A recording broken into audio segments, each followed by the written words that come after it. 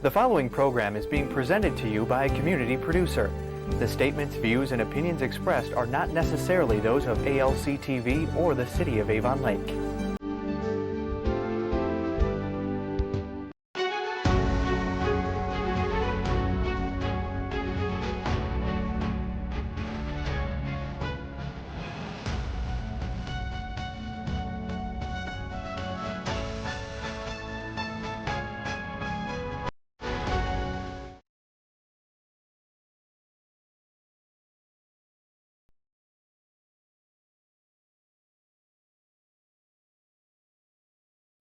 Welcome to Common Sense. Common Sense is a series of shows that feature interviews with interesting people so that we can learn in a clear, concise, and direct way who these folks are, what they do, and what makes sense to them and what doesn't.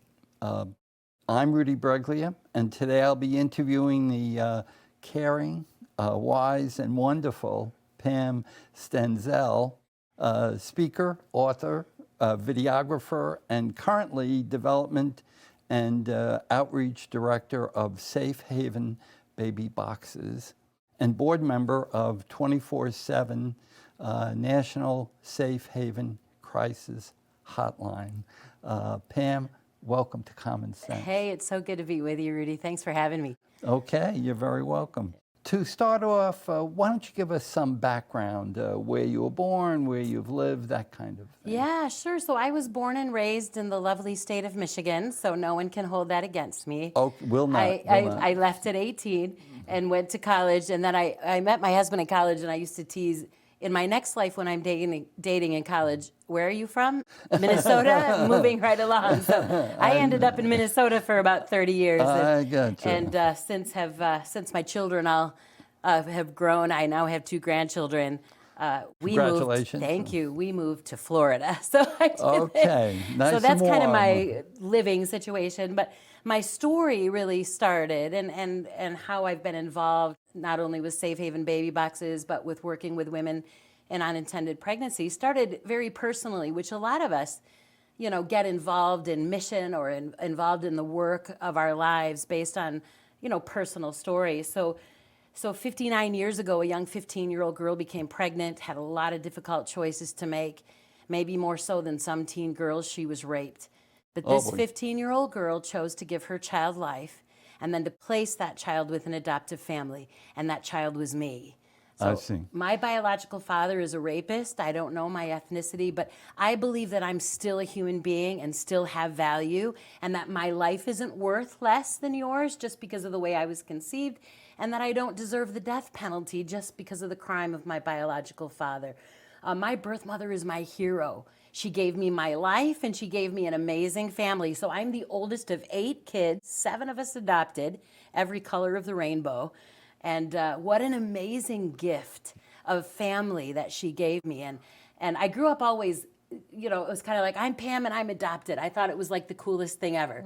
And it took a few years, probably school age, before I realized some people didn't think that was as cool as I thought it was, right? But always through that struggle, having parents who loved you and explained how much you were loved and cared for, and that biological mother, birth mom, couldn't care for me, was so helpful to me. And I didn't really find out the extenuating circumstances until I was a teenager about the rape situation. But I think at that point, I struggled a little bit theologically.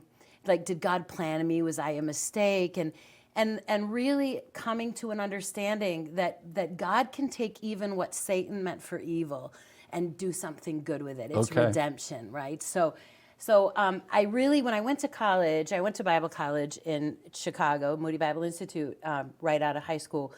And I thought, I really want to work with women who are experiencing an unintended pregnancy. And believe it or not, a pregnancy center, a life-affirming pregnancy center there, let an 18-year-old college student volunteer. I wasn't sure they would do it, but they said, hey, we'll love to have you if you'll train. And it was there that I got my love for that work and decided I needed to be educated to do it right. And so ended up finishing my degree in clinical psychology and marriage and family therapy, and then spent many years working in pregnancy centers in the Minneapolis area. Oh, that's wonderful. Now, you said your role model was your mom? Birth mom, she's my hero, sure, because she could have made a different choice. And you know what? Society today doesn't blame women, especially in that circumstance, from making a different choice. But she chose to do what was best for me. Adoption, and certainly in the case of rape, is the most loving, selfless gift. It's someone saying, I'm willing to take all the pain in order to do what's very best for my child. And that's what my birth mother did for me. That's wonderful. To get into it, what is the meaning of sexual integrity, and why is it important to your pro-life activities? Yeah, you know, when I was running the pregnancy center in Minneapolis, I would have these girls come into the clinic constantly going, Pam, I didn't know.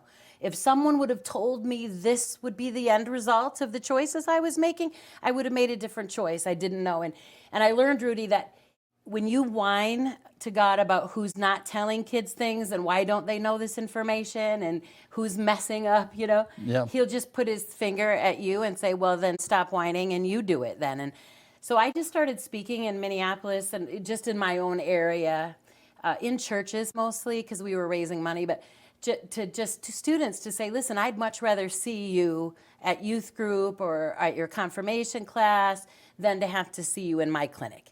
And I told them, what I don't want you to have to say is you didn't know. Here are the consequences of the decisions that you're making.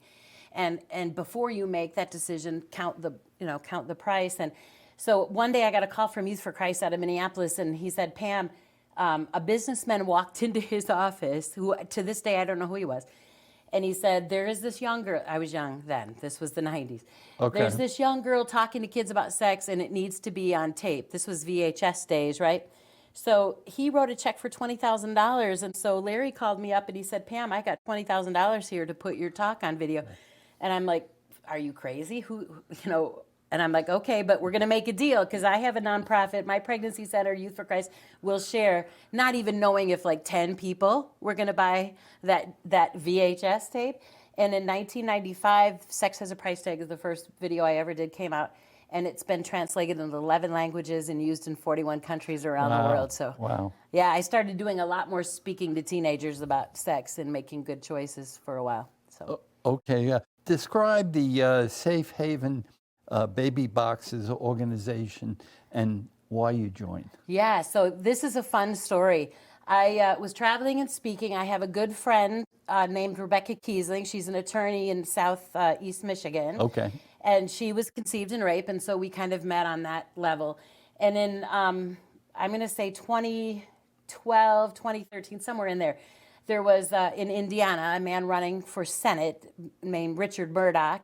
And he made a comment during his campaign that children who were conceived in rape were planned by God. And I'm not sure exactly how he said it, but of course the other side went crazy and said, Senator Murdoch said God plans rape and wants women to be raped, and just totally twisted the concept. And so he was getting attacked. So Rebecca called me and said, will you fly to Indiana and do a press conference on behalf of Richard Murdoch and just say, hey, there are those of us who were conceived in rape who believe that God does have a plan for us and that we matter, right? So I flew into Indianapolis, and we came to a studio. We were getting ready to do this press conference, and there was this young girl, just fireball little girl. Her name was Monica, and she had a similar story. She was conceived and raped. She was a firefighter paramedic, and after we all got done sharing our story, she came up to me and she said, Pam, I really want to be a speaker. I want to do more talking, telling my story. Yeah. And my typical answer to people is don't quit your day job. But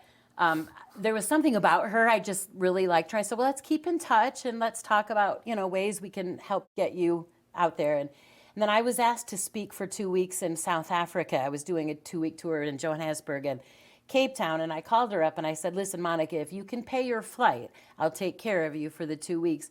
And then you can speak, I'll put you up on the stage and share your story and some of the conferences. So we go to South Africa. We're walking into the very last church we were speaking at, and into this church in Cape Town. And as we walked in, there was what looked like a bank deposit box, and it said Baby Safe. And Monica looked at the pastor. We were like, what is that? And the pastor said, we'd had so many infants abandoned right around their church. In fact, the last one, the boys were playing soccer. They call it football there, but Yeah. soccer. Little boys or 10-year-olds or whatever. And they saw a garbage bag and it was moving. And they went over and opened it up. And there was a newborn infant boy, placenta still attached, which is why he lived, which is true with a lot of babies that are abandoned.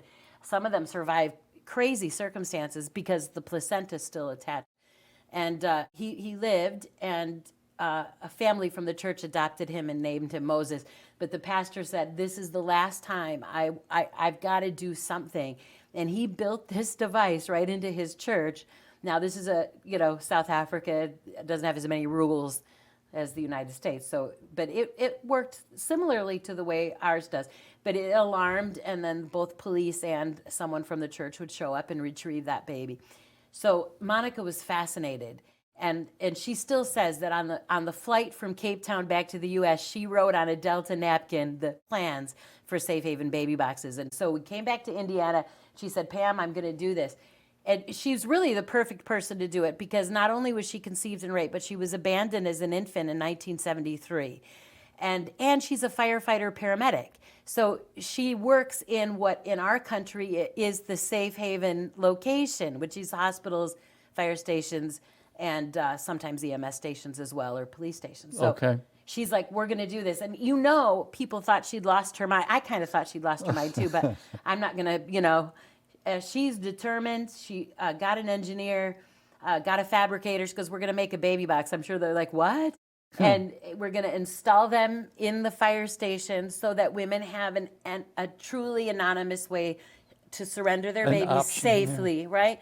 And she did have to go get the law changed in Indiana. So that was the first state at the time. Governor Pence was governor of Indiana. We got that law passed in 2015. And the first baby box in Indiana went in 2016 in her fire station outside of Fort Wayne, Woodburn, Indiana. Wow. What is the mission of the Safe Haven Baby Boxes organization? I'll give you the official mission so I don't mess it up. It's preventing illegal abandonment of newborns by raising awareness, offering a 24-hour hotline for mothers in crisis, and offering the Safe Haven Baby Boxes as a last resort option for women who want to maintain complete anonymity. Okay. Describe the baby box itself. Now, the viewer is going to see a photograph of a baby box, where a baby box is, and also, the baby box itself inside that structure. Right. So it's built on the exterior wall of a fire station or hospital or a legal safe haven location in that state. Typically fire stations or EMS stations where we've got paramedics there, or at least on call 24/7. And so it's built on the exterior wall, so the outside of the box is accessible outside. And then the inside of the box is actually in the building itself, right? The majority of the box. It's a hospital bassinet. Okay. And totally temperature controlled. We keep it between 74 and 82 degrees in there. Newborns need warmth. Yeah. And then the firefighters can retrieve. So when mom opens the outdoor door, Okay. the alarm is triggered. It's silent. She won't hear that. She places the baby in. Any movement inside that box, including her placing baby into the bassinet, is going to trigger alarm number 2. Okay. And then when there's an orange bag, and everybody usually asks us what the orange bag is, we are expecting her to take that orange bag. That's why it's bright orange. It's almost going to fall out when she opens that door. And that has information for her about her legal rights, what's going to happen to baby, the adoption process, her relinquishment. She has 30 to 60 days to come back and say, I want my baby back, depending on the state. So that information will be there. Medical information, most of our moms don't deliver in hospitals, and so they haven't had much medical care. So we want her to know where to go to get help and what to look for, running a temp, fever, anything like that. And then also I think they're registry going to watch a video now of how it works. of how it works. Yeah. It's just, I think, a couple of minutes. Yeah, sure. When a parent walks up to one of our Safe Haven baby boxes, all they have to do is walk up to the door, open the door, take the orange bag, place the infant inside, shut the door, and walk away. Once the hospital gets the notification that a baby has been placed inside the Safe Haven baby boxes, they'll come, open the door, grab the bassinet, and take off for the emergency room. And in the video is mentioned the orange bag. Yeah. Yeah, right. And so that's helpful. I didn't mean to cut you off on what you were saying. No, that's good. I just know all the questions that we typically get, and that's a big one if we don't clearly explain what that is. And also it does have our hotline. I am the director of the hotline, so I have since 2016 taken most of the calls from women in crisis. Obviously, I have some backup because I'm flying occasionally and doing television shows like this, right? I see. But I'm the one who gets to speak to those moms, and you know, prior to probably 2 years ago, I would talk to a lot of the moms before they made the decision and able to offer them help.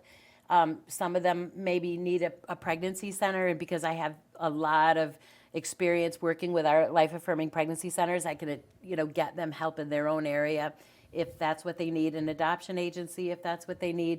But if at the end of the day, all of their options, if safe surrender is what they want to do, then I can explain to them the law and exactly how it's going to work. Some of them, they have to walk in and do a face-to-face surrender because there's no box near them. And so we'll talk them through that, what it looks like to walk into that fire station or hospital and surrender. And then, of course, if there's a baby box, then they can utilize that device if they want to. Understand. To get down to a deeper understanding, why do some moms choose to surrender their babies? You know, it can be different in a lot of different, you know, obviously there are a lot of extenuating circumstances. A lot of the moms that I speak to have kept their pregnancy hidden from everyone. Okay. And so no one knows. And that's really probably one of the only ways you can get away with a surrender. If a lot of people knew you were pregnant and all of a sudden you're not, and they're going to ask where baby is, and that's going to be a little tricky. So for most of my moms, the vast majority, they've kept that pregnancy hidden. Some of them are in some abusive relationships or not good relationships.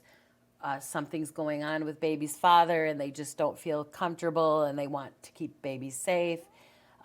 You know, we do have drug use and situations like that where they're just not in a good place. I've had a mom who was homeless and just, you know, she was just desperate. She goes, I don't want my child being raised in these circumstances, and I want something more for my child. And so she knew that there was a family on the other end of that box that would love that baby. And so, again, it's one of those things where it's that selfless decision to say, I want what's best for my child, even though I know I'm the one who's going to be bearing the pain here. Understand. Why do communities need baby box? Well, you know, it's been a rough week, Rudy. We had 4 abandonments just in the last week. Oh, boy. Earlier this year, in my own hometown of Tampa, Florida, we had a co-ed who delivered her baby in her dorm, and she claims that she just fell asleep and then woke up and ended up putting the infant in a dumpster. That baby did not make it. I think one of the big ones, there were images of a mom in New Mexico that really spurred that whole state, of a mom driving up to a dumpster, and the cameras were on it. They got the camera footage later. She got out of her car, went to the back seat, picked up a garbage bag, and you see her literally hoist it into one of those like commercial garbage bins. And that baby survived because 4 hours later, some people were dumpster diving and heard that baby cry. It's just miraculous. But these stories sadly happen all the time with babies being abandoned. And we want to make sure women know that there is an option for them that is truly anonymous, and that there is no shame, no blame, and no names. You just walk in, baby's unharmed, hand that baby to a firefighter or use one of the Safe Haven baby boxes. What precautions are taken to maintain the confidential nature of baby box? Well, that's what's beautiful about the baby box. Obviously, it's not confidential if you walk in and hand it to well, it could be confidential if you handed it to a firefighter. It's not anonymous, right? Yeah, okay. So we require that there not be cameras on the outside.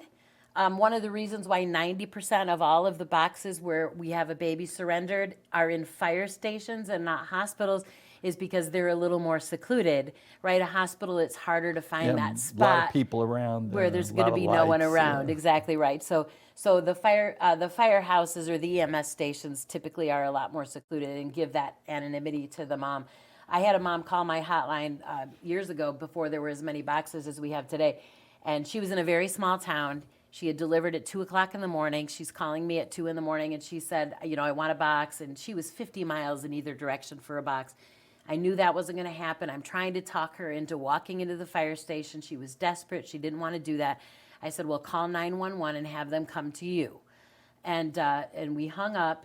And then I found out later that she walked about a half a mile to a Walmart parking lot at 3 in the morning and called 911 from there because she didn't want them coming to her house again, right? Okay. And when I talked to her afterwards, she said it was so scary because of course, when you call 911, the battalion's coming. So she lost the quiet part. Yeah, I mean, yeah. It was like they were all there, the fire truck, the paramedic. And when she went to surrender the baby, she looked at one of the firefighters and she went to high school with him. She knew who he was. It's a small town. There's no way in a small town that you can really remain anonymous. Everybody knows everyone. Right. And so the baby box does give that. And then one of our mothers said this. She said, she didn't want to walk in and hand it to a firefighter because or hospital staff, because she was afraid. She goes, I didn't want someone talking me out of a decision I took a very long time to make. And so she had done all of her research and she had decided she wanted to surrender to the Safe Haven law, and she was afraid that if she walked in, someone would try to talk her out of it. Right. Understand. Yeah. What information can be provided to parents in crisis that call your organization? Yeah, well, the hotline is 24/7. You can also text it. This generation sometimes would prefer to text and not actually talk to someone. And a lot of times that's better for me. It depends because I can actually send them links. Our website has all of the information they would need to know. It just says in crisis. And if you click that, you'll see how the box works. You'll see what's in that orange bag. You'll get all of that information. So we have a lot of ways to reach out to them. Our website is in both English and Spanish, so you can switch from English to Spanish, and that way we've got the language, for them. And obviously, we're going to offer as much help as we can. If it's not surrendering, if I can help you with an adoption plan and connecting you with an adoption attorney, we'll do that. We've had to hire attorneys for some of our moms when Safe Haven locations didn't do the right thing and didn't abide by the law. And we said, we're 100% going to back her. She's the one that we do this for. And so I've helped moms recover or reunite with their babies after they made a different decision after surrendering. And it's a process, but we'll walk through them with them through that process. And so it's been there's so much help available to them. We just want them to reach out and get that help. But the reality is it's on their terms. We don't decide what help they have to reach out and get the help that they need. Understand. Are parents in crisis encouraged to do face-to-face surrenders with baby boxes, providing a last resort option? And I think you've already said this. If they can do the face-to-face, that's absolutely great. One of the things I do tell mom, and she's able to send us that information confidentially after if she doesn't have it with baby, but I'm like, if you want your baby to know some information, medical history, family, anything like that, put it in writing and put it with baby. And so we've had quite a few moms write beautiful letters to their babies, and that goes with baby to the adoptive family, and someday they'll get to read it for themselves. Okay. Can your organization help even if the child is past the age of safe and legal surrender? Sure. So if the child is beyond the age, and every state's different, I would love it. I was talking to Representative Jim Banks, who's is running for Senate this Okay. year. But I said, wouldn't it be nice if we had some standard nationally? right. Because I'm working with all these National states, law, and they're yeah. so different. There's 30 days, and then there's 60 days, and you won't believe this. North Dakota, the one state, is a year, which is insane. So we're like, if we could, 30 to 60 days is really about where it should be. But if baby is past that and you're in crisis, we have emergency foster care availability. We want to connect them with the resources in their community to keep the children safe until they can make a decision. And they would have to make an adoption plan or just have temporary foster care until they could get their lives together, as it were, Right. and could receive All baby for back. the baby. Yes, All for the baby. exactly right. Can your organization, maybe I should go on to, how do you introduce a baby box to a new location? What steps do you take? Yeah, so there is information on our website how to get a box, and we can send that if you're interested. The reality is what we need. We first need the law to change, and so every state, all 50 states have a safe haven law. As we discussed, it's different. Different amount of days, different places that are legal places where you can surrender, all of those things. But every state has a form of what we would call a safe haven law. Oh, okay. So what we need to do is to go in that state, and we've done it now in 21 states, where we we just add the law, we're amending the existing law to say that you can surrender face-to-face at a hospital or a fire station, or you can use an infant safety device, which is what in legal and in legislative terms is the safe haven baby box. So it's just making the device itself a legal form of surrender, and that's to indemnify the mother. Because if we haven't changed the law in the state, and the state doesn't recognize that as a legal form of surrender, she could turn around and be prosecuted. So we don't want to tell a mom that she can surrender into a box and then have the state turn around and prosecute her. So we want the legislation in place. Once your state has that legislation in place, then it's a matter of finding a fire station or a hospital that wants to install it.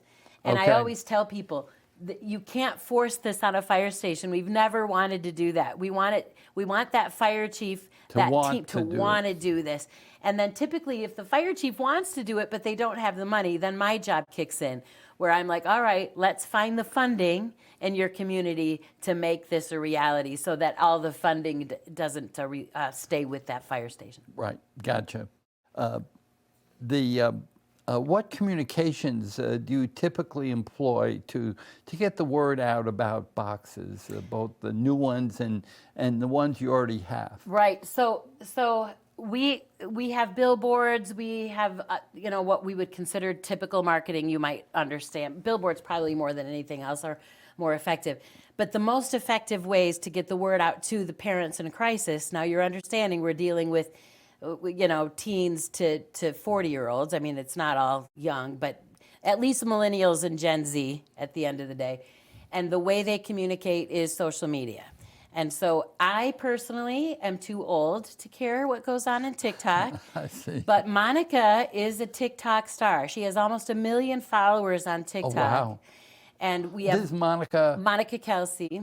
Okay. Safe Haven baby boxes. And so she's just created this phenomena. So people are watching her and they're fascinated.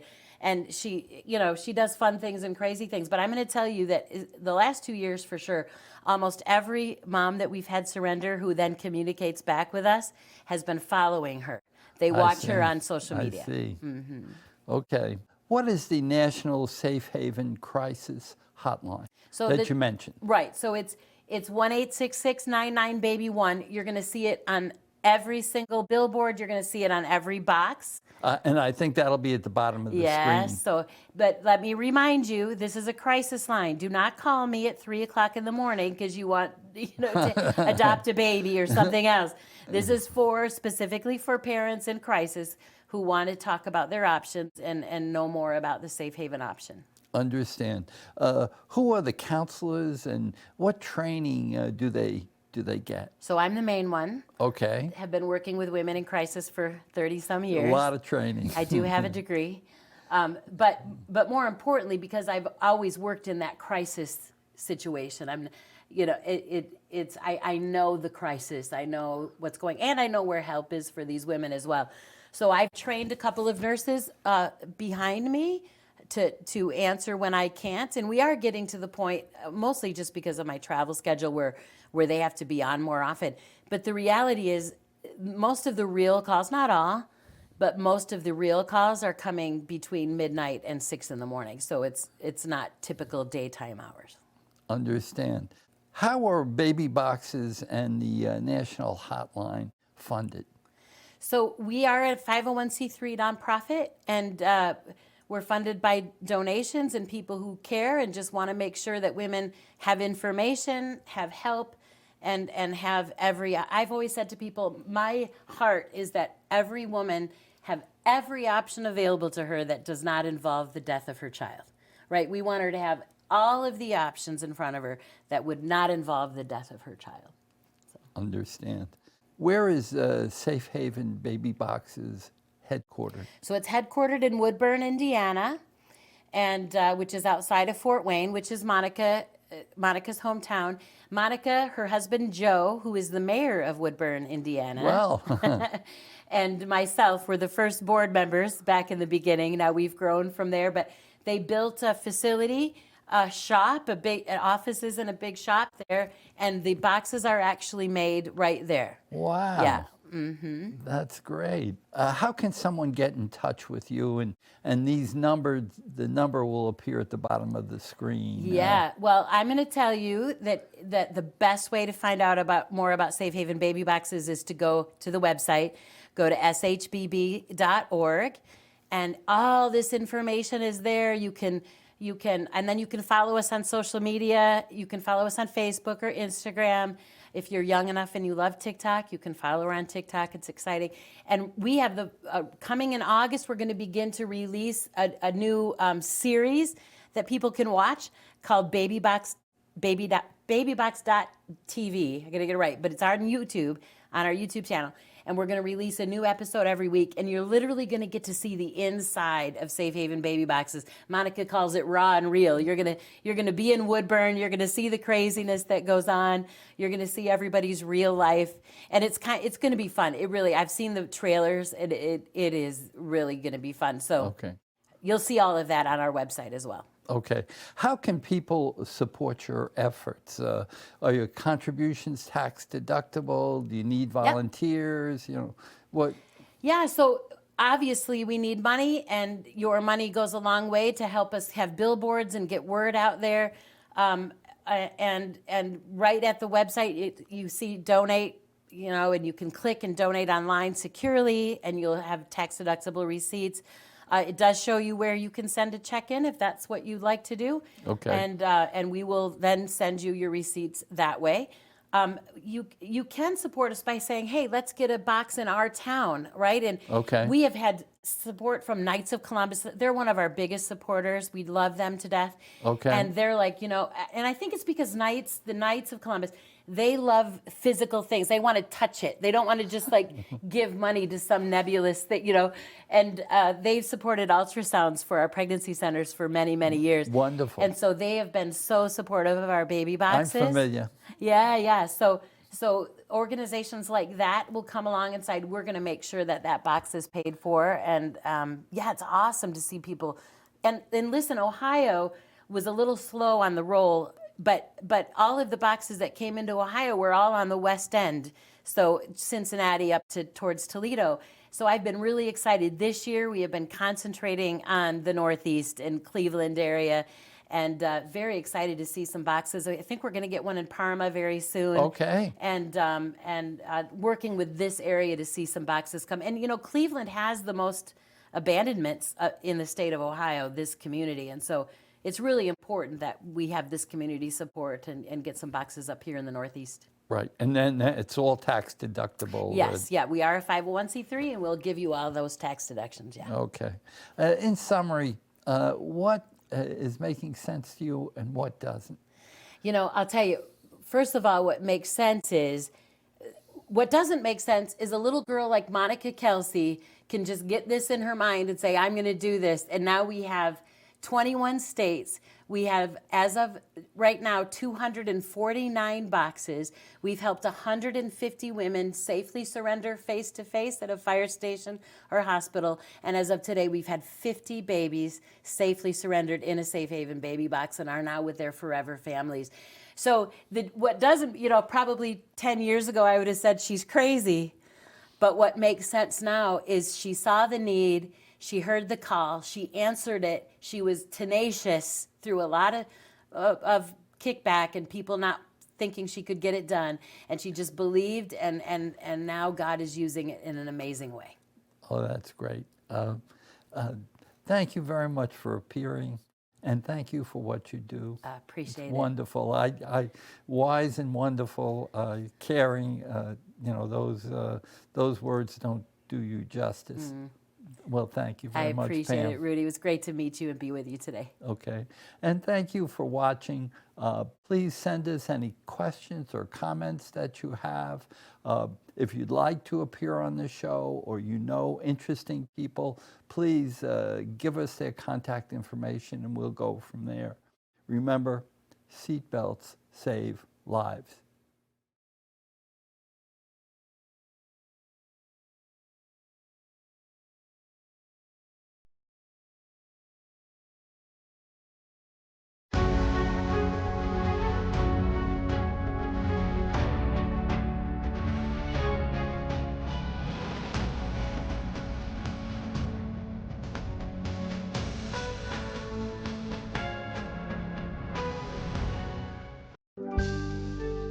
The preceding program was presented to you by a community producer. The statements, views, and opinions expressed were not necessarily those of ALC TV or the City of Avon Lake.